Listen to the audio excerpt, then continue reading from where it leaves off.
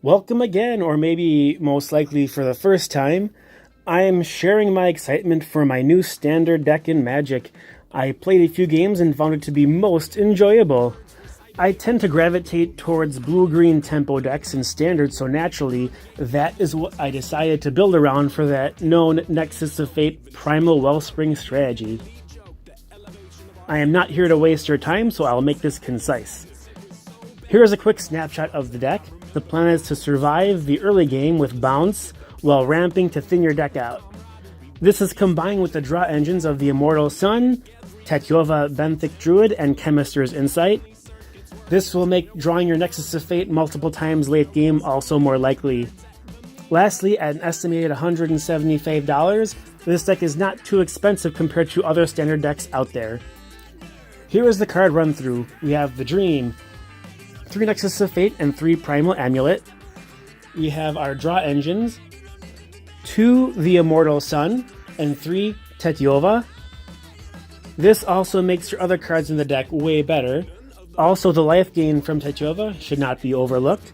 Then 4 Chemist's Insight, which is essentially 2 spells on 1 card because of the jump start. Then we have our ramp spells, 4 Llanowar Elves, 3 Elvish Rejuvenator, and 4 Circuitous Route. Then we have our tempo spells, 4 Blink of an Eye, also a draw card, 3 Expel from Orazca, and 2 River's Rebuke, and our surprise secret sauce backup plan, or Plan A, 1 Sylvan Awakening. Then we have our mana base, 2 Reliquary Tower, 7 Forests, 7 Island, 4 Hinterland Harbor, and 4 Woodland Stream. The current sideboard lineup consists of 4 Highland Game to try and survive really aggressive red matchups, 3 Crushing Canopy, mostly for flyers that are finishers, lots of targets. This could be a plummet, but I prefer the extra utility that this card provides.